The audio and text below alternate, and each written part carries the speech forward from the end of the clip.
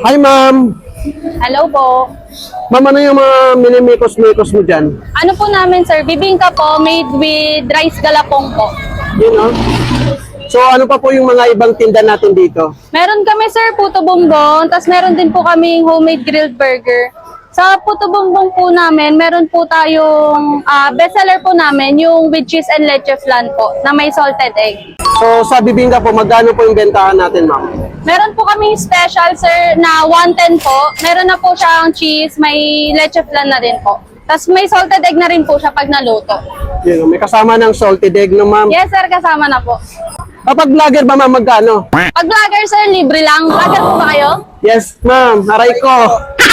Libre na lang oh. Priority lane ka pa, sir. Priority, no? Nauna pa sa kahit first. buntis, tatanggalin ko sa linya para sa'yo. Yun, no? Masarap pala maging vlogger, ma'am, no? Oo.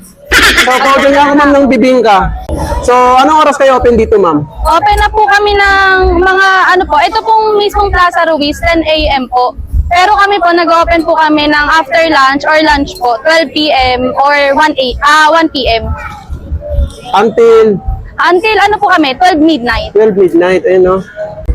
So, araw-araw naman po kayo open dito, ma'am? Araw-araw na po, sir. Ngayon po, pangatlong araw pa lang po namin open dito sa Plaza Ruiz, sir. So, kakabukas nilang po dito. Opo, nagbukas po kami November 27 pa lang po. So, by the way, ma'am, saan po kayo matatagpuan, ma'am? Ito pong plaza, tinatawag po siyang Plaza Ruiz. Mas madali po siyang i-search. So, sa mga naghahanap po dyan ng puto bongbong at bibingka, tapat lang po sila ng Binondo Church. Bili na po kayo. Sir, ito na po yung order nila. Thank you po.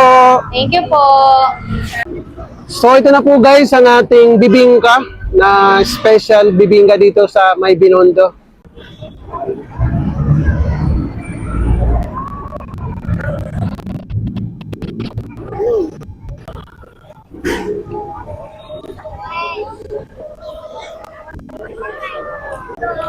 And guys, masarap po siya. Hindi po siya ganun katamis.